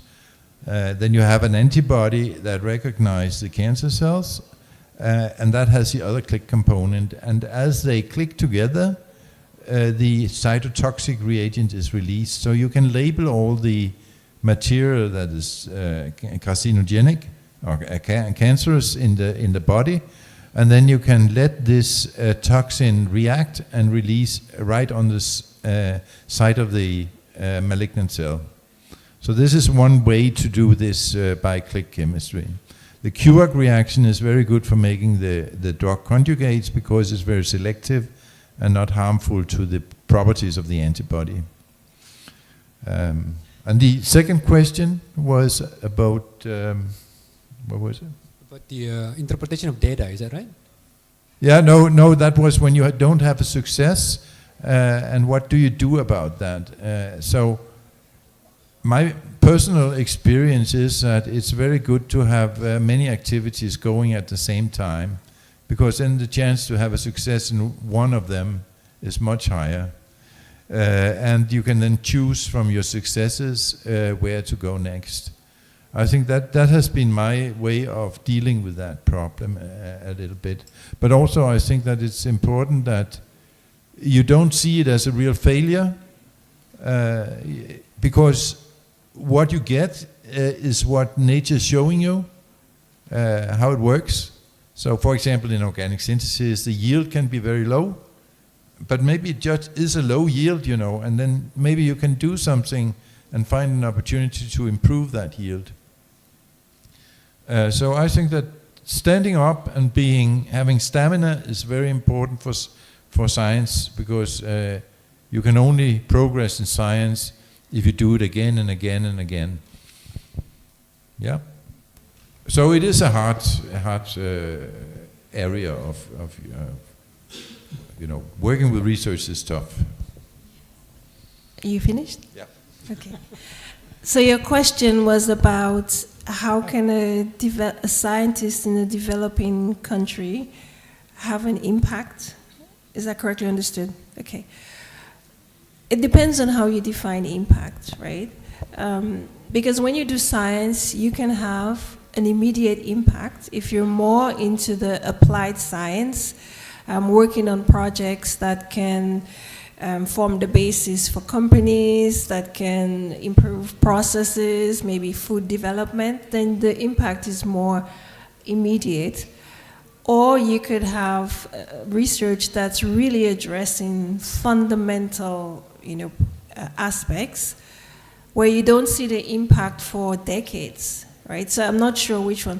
But I would say in a developing country, I recognize that it's a challenge. The Caribbean, where I'm from, it's something that they also struggle with.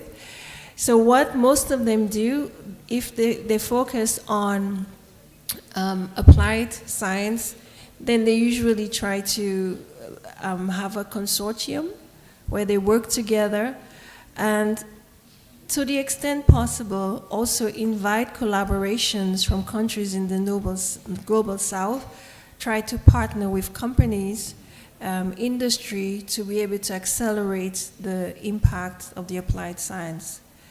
In terms of the basic science, again, it's a similar strategy. If you can find collaboration partners in the global north, then that's one way of at least getting your name on the paper, getting your name associated with that concept, and you can have that impact further down the line. Does that answer the question? Thank you for the both answer. Enough from me. All right. Thank you. Thank you so much. The next question, lady with the green shirt. Yes. Okay.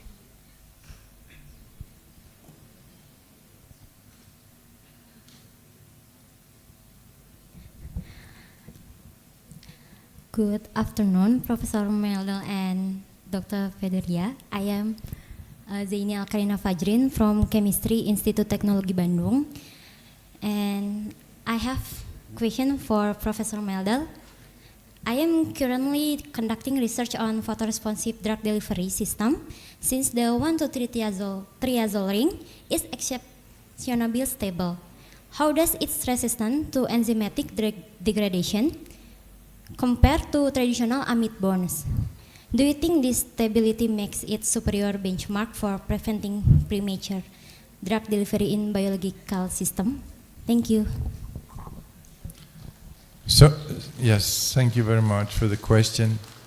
So far, there doesn't seem to be a system for degrading the triazole linkage that you can form in the QAC reaction.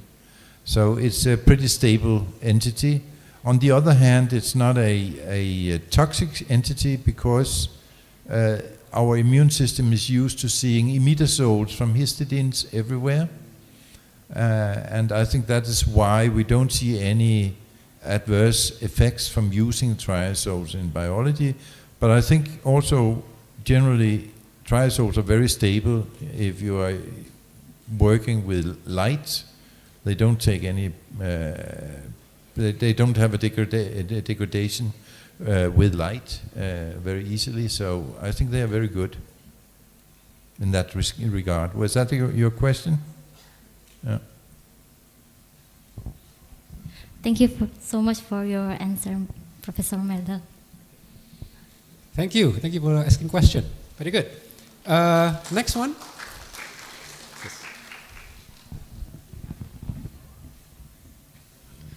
Hello, my name is Adena from liputan6.com.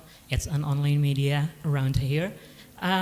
Maybe my question is very simple for you both. The first one, that Dr. Helayer said that it's really important to introduce STEM to the girl and women since the very young age. And maybe we need advice for the parents. How is the best way to introduce it? And how old is the very young old that you said before? Thank you so much.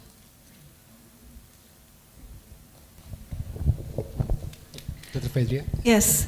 So if you're asking how can parents support introducing STEM to children from a very young age and from how old, I think there is no lower limits. I mean, we give our children iPads, a lot of digital tools to play with from the time that they were young.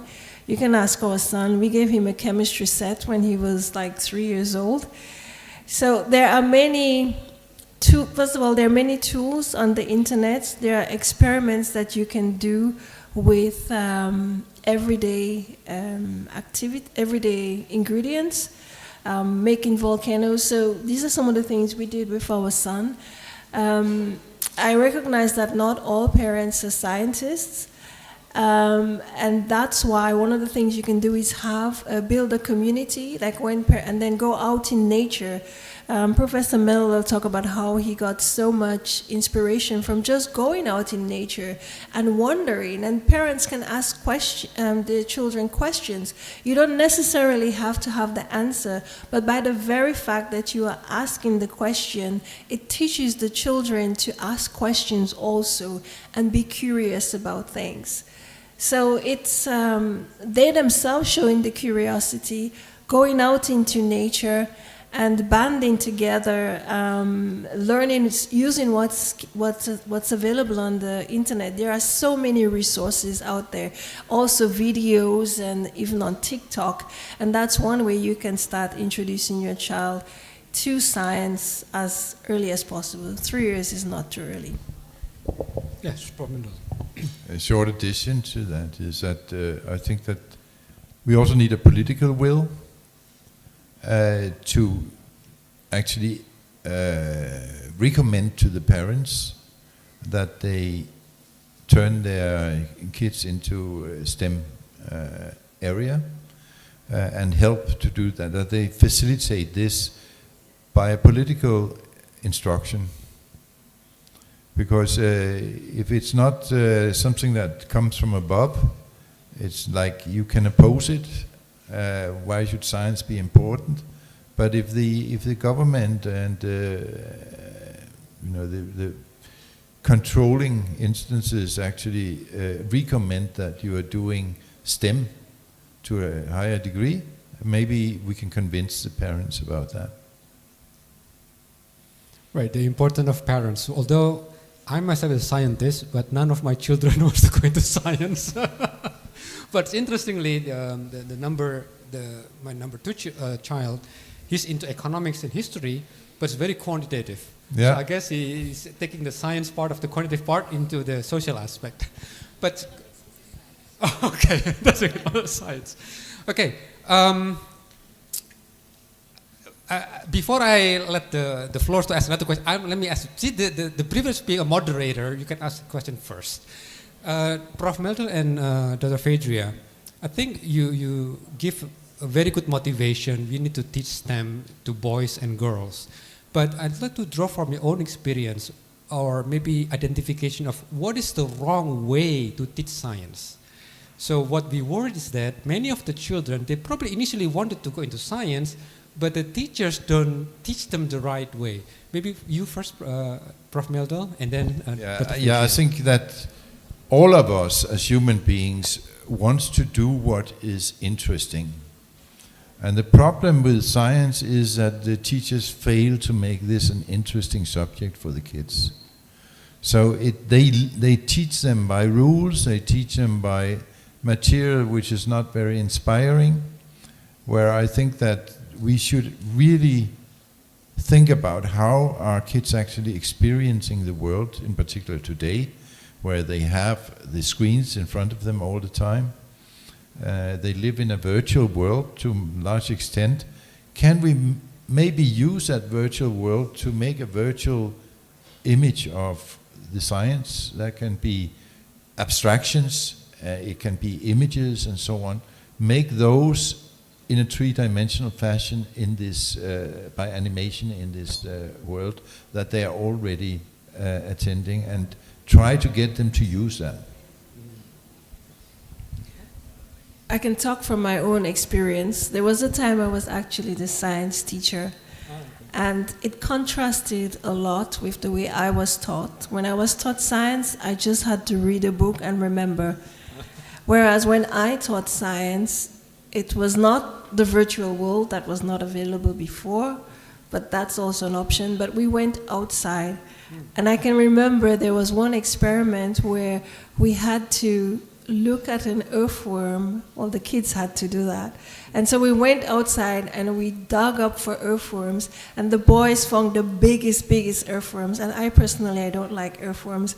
And so I was screaming because it was, I was scared, right? But that is something they remember. So then when we actually did the test, all the kids did well, as opposed to if we had just looked at pages where you had the diagrams of the earthworm. So I think also making it real. Yeah. It can be real virtual or real outside. But I think that we definitely have to move away from just reading texts. All right. And another thing, group work. Group work? What do you mean? One of the things that I really admire about the Danish education is they emphasize group work. Even from a very young age in the class, the kids have to work together in projects. And for me, that reflects more the real life, whether it's in academia or in working. You learn to work together with people. You learn to get different inputs and put that together to get a common goal. So I think more education should be around group work. Well, this is true in real life, because you have to work with all different sort of people, and you have to navigate the difficulty with working with people, right? Yeah, okay, very good. Another round of question. 3, 1, 2, 3. Yes, yes, sir. Please take the mic. Hello, good afternoon. My name is Alif from Youth Advisory Panel Plan International Indonesia, and my question is very simple, and it's for both of you, Prof. Meldal and Dr. Pedria. As Prof. Meldal said, the most important key to research is freedom. Do you have any advice for young people in Indonesia, especially young women, on how to achieve freedom in the midst of patriarchal society? Thank you. Thank you. Yeah, so that's of course a very difficult question, also because I'm not an expert in how you actually get things done here in Indonesia. But I think that this is not a statement that you should have this kind of freedom. It's a statement that it would be better if you had that kind of freedom. And it's a statement not to you as a student as much as it is a statement to your actual PIs and rector of the university, that providing this kind of freedom and promoting that through the employment of the characters that are going to teach you in the universities. That's how you get that freedom in the end. And the fact is that much more comes out of it, because if you have freedom of thought, if you have freedom to do what you do, you grow up much faster. You become an independent researcher that works in collaboration with your PI rather than for your PI. So there's a lot of advantages to this kind of freedom, not only to you as a student, but to the entire system. And as I also said, excellence is not one person who is excelling. Excellence is a projection of excellence into an entire group of excellent students with excellent thoughts. Dr. Fedria, please.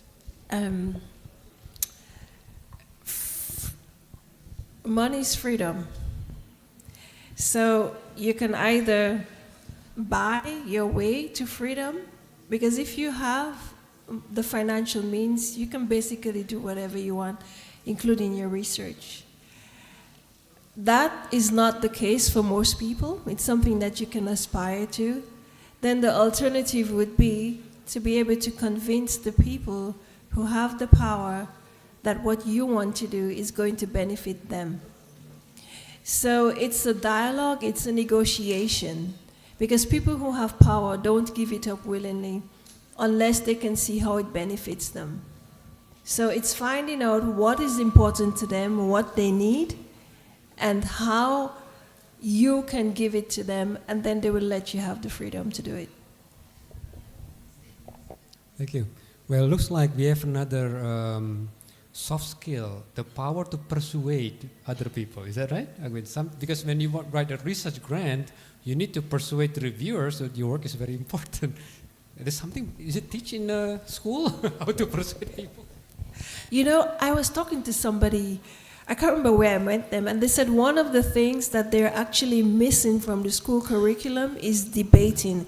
I don't know if it's still done in Indonesia, but I know in many European schools they no longer do debates.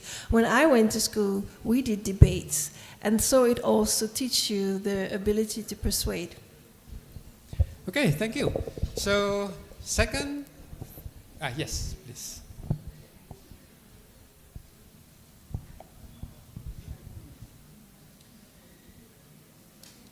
Hello, I'm Wulan from the TIC. I'd like to ask Mr. Martin and Mrs. Fedria, and the first question is, it's about the recent research, so that the women in STEM felt like imposters when they graduate. What's your take on that, and how to tackle this? And the second one? Sorry, what do you mean imposters? Yeah, so the women... Imposter syndrome. Yeah. The women in STEM graduate felt like an imposter, research shows. So how to tackle this from the Mrs. and Mr.'s perspectives. Right. And then the second one is the research shows that girls and boys excels in maths during their school years, but then the boys' numbers is outnumbering the girls when it comes to higher educations, like in informatics.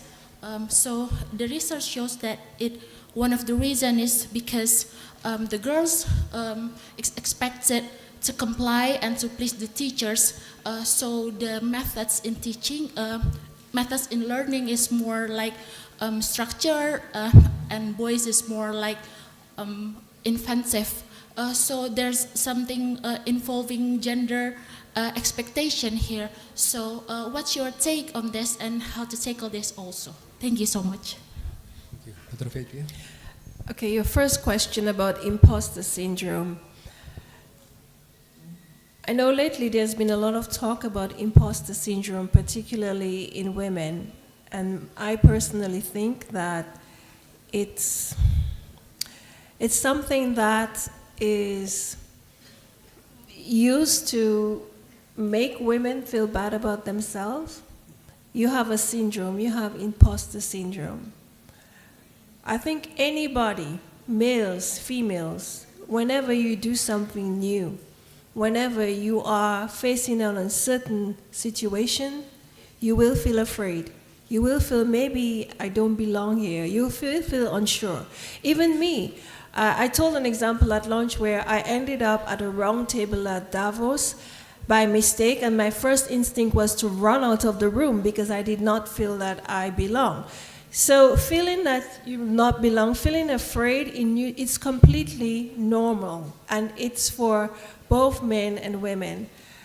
Then, when that happens, the key thing is, how do you react to it, right?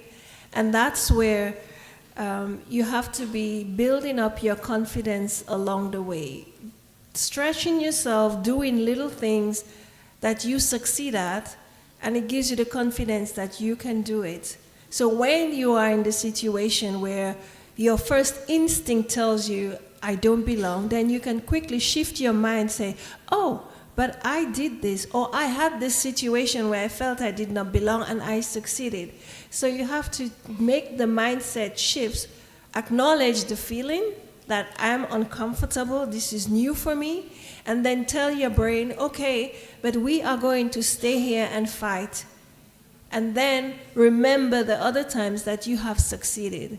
So this is the way I would approach. I wouldn't say it's imposter syndrome for women, because even men have it. Even Morton, sometimes when he has to do new things, he's uncertain.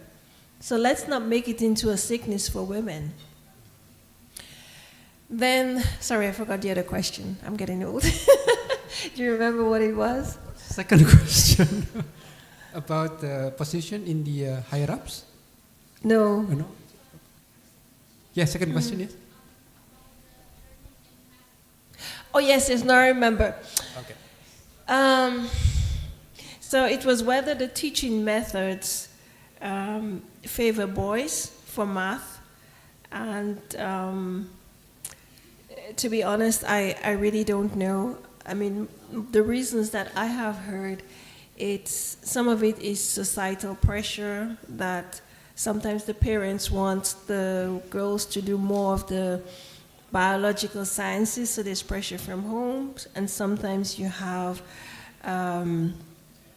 the others saying to girls that you're not so good at math. But I don't have a training in education, so I couldn't answer whether in that particular situation, because teaching differs from country to country. Because if you were to ask in Denmark, they would say that the teaching method favors girls. So I'm sorry, I can't really answer that question. A little bit to the imposter syndrome, because there are two things. One is, as Vito said, everybody can feel that, and maybe there's a reason. So you have to ask yourself and know yourself and ask yourself, is there a reason for this, for me feeling this? And is this reason scientific, or is it because I have a man as a boss and he is very intimidating? So there could be many different reasons to feeling this imposter syndrome. And I think it's important to know yourself, your abilities, and that you really can stand for your suggestions, that you think seriously about your topic and whether it's good, because the syndrome feeling is real, right? So the question is it real because of science, or is it real because of the situation you have been put in? Yeah. Can I add one more thing? About imposter syndrome. Again, it's feeling unsure. And one of the things that, do you know who Indra Nooyi is? She was one of the first CEOs of color for a multinational company of Pepsi Cola. She's Indian. And I had the honor of listening to her speak once, and she said she was always very well prepared. Maybe she over-prepared. Because if you are prepared, even if you feel nervous, after a while, your mind will take over, and you will excel, you will succeed. because you are prepared. So that's another thing you can do to address this imposter feeling.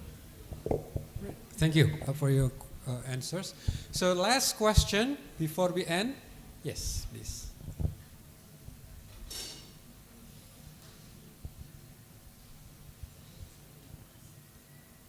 Okay, thank you for the opportunity for me. Let me introduce myself. My name is Fatin and I'm from Ibnu Hajar Boarding School for girls, especially for girls. So actually this topic is related to our school because our students are girls. And the question is, how can we encourage our students' confidence to choose a major in engineering? And the second one is, since this is our first year to take IGCSE curriculum, which focus on STEM, of course, and I'm as a global citizenship teacher, so I think this is difficult for me to create the critical thinking while they depend on the AI tools. So how can we manage both of them? Thank you so much. Thank you. Dr. Fedria, about how to encourage girls to get into STEM and also to use AI. Maybe Prof. Mendel can elaborate on this. I think two of the things that have been proven to work to encourage women in STEM, one is role models, seeing other women as engineers, as software developers, as AI experts, because if you can see it, then you can aspire to it. And then the second thing is exposure. Having field trips to places where they work with STEM or factories. And of course, that would also include the practical exercises, you know, building things. For example, there are quite a few non-profit organizations who teach girls how to code or teach them how to build things. So tap into that so they get the hands-on experience. They get to see it in application in the wider world, and then they have the role models. This would be my recommendation. Thank you, Dr. Fedria. Prof. Mendel? Yeah, so this experience is really the key of it, right? So when you have an experience of building something that works, you step back and you look at it, it's an extreme satisfaction. Whether it's a chemical reaction, whether it's a machine that you build, whether it's your interpretation of data that suddenly fits everything, it's fantastic experience, and this is how you get the young interested, by having practical experience together with a theory that explains the practices. So combining the theory with practice is extremely important for creating a will to go into the STEM area. But regarding the use of AI, is the use of AI make the students even more critical, thinking critically, or they make it even less to think critically? First of all, AI has nothing to do with intelligence. AI is a very helpful tool, just like when we got a computer for the first time, very helpful tool. Everybody thought that the world would tip over when we got a computer. And now we think the world will tip over because we got AI. That's not going to happen. AI is just a machine and it has no intelligence whatsoever. It might have dangerous properties, for example in the case of war, where you make AI do quick determinations of the outcome or how to act. But I don't think that AI is particularly changing the way we think and what we do in a major way. I think, no, I will offer an alternative perspective. There are more and more studies that show that repetitive and constant use of AI actually changes people's ability to learn. There was a recent MIT study where students who used AI to write their papers, they afterwards, when they had to do other tasks that required critical thinking skills, they did not perform as well. Also, repeated use of AI affects our emotional intelligence and our ability to create good social attachments. So yes, AI does have an impact on our brain chemistry.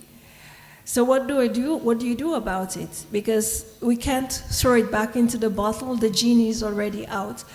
And I think one of the things that we can do as a teacher is spend a lot of time analyzing and challenging the output that has been AI generated. My sister is a teacher, and one of the things that they do in her communications class, they would take articles from the newspaper and then they would analyze it from different perspectives, look for bias, look for loaded languages and different things. So I think we can still use AI as a tool to stimulate critical thinking and teach students not to just accept the output because you think the machine is right. So that's what I would recommend. Okay, so time is not in our side. Obviously, we have to end. Prof. Fasli would like to? No? Okay, yes. So thank you very much for all your participations. It's the time has to be come to close. Hopefully, all this question, all these answers will inspire everybody in the room. That yes, opportunity should be seized by boys and girls, to everybody, but especially for those who have maybe some barrier. Let's work together to overcome this. Hopefully, then we can all contribute to this development. Okay, so thank you very much, Prof. Meldal and Dr. Fedria. Very interesting. Afterwards, we have a podcast also. We can do maybe elaborate on many of the pertinent questions. So thank you so very much. Assalamualaikum warahmatullahi wabarakatuh. Waalaikumsalam warahmatullahi wabarakatuh. Okay, I have 2 words and I hope I say it right. Terima kasih. Sama-sama. Thank you, Dr. Fedria. All right, ladies and gentlemen, that brings us to the end of the moderated session.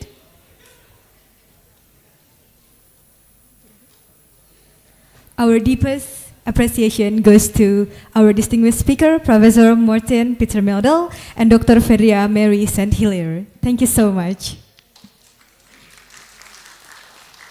And of course, a huge thank you to our moderator, Dr. Ahmad Rusdan Haji Utomo, PhD. And let's give them another big round of applause for their meaningful contribution today. Thank you so much for your presence, your time. I know you have a very tight schedule today and your commitment to help us building a more inclusive future through STEM empowerment.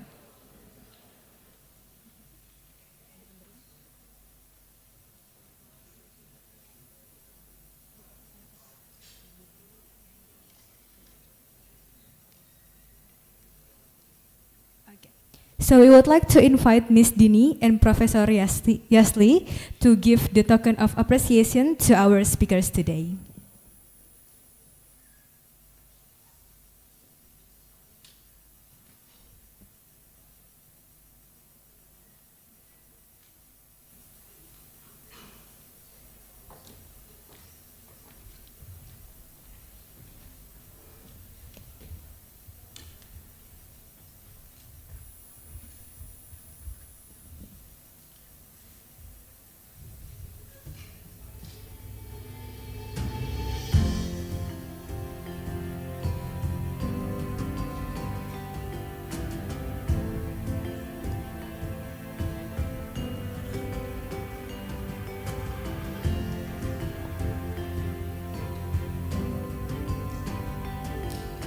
Okay, so we will have photo session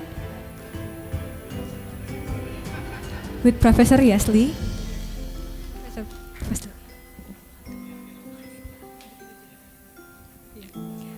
For Professor Fasli, thank you so much for hosting this event, and for Dr. Fedria and Professor Meldal.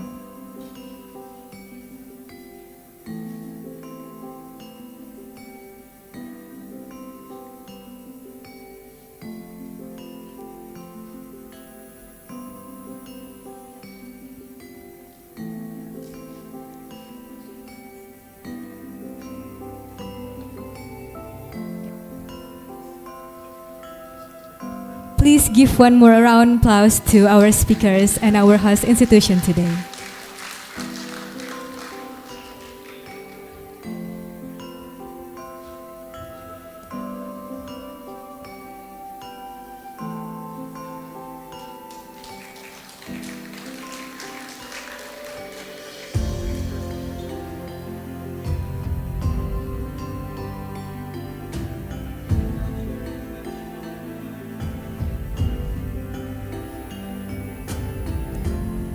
All right, thank you so much, everyone. I also have no doubt that you are the participant and we are the reason that space like this more meaningful. So let's give ourselves a round of applause too.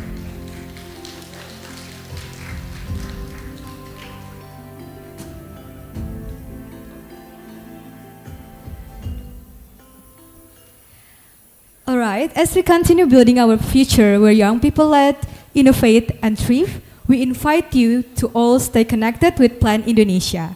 For the young people in the room, I have something very special for you. Can you guess it? Can you guess it? What is it? No? Okay, so I would like to inform you that Plan Indonesia have a planet, an acronym for Plan Indonesia Youth Network, where young people can learn, collaborate, speak up, and take action together. Maybe any one of you want to be the next Dr. Fedria or Professor Meldal, so you can join to our platform. You can join, just click bit.ly/joinplanet. Maybe any barcode can be performed in the screen or after the session. So don't forget to join our platform and let's collaborate for the more inclusive future. Once again, thank you so much to our speakers, our moderator, our partners, and every participant who made these sessions so inspiring. Let's continue supporting young people, advancing STEM opportunities, and creating a future where every child, especially girls, can learn, lead, and thrive. Have a wonderful day and see you at the next event. Wassalamualaikum warahmatullahi wabarakatuh. Shalom, Santi Santi Om, Namaste, Salam Kebajikan. And for Dr. Fedria and Prof. Meldal, if you would like to stay, we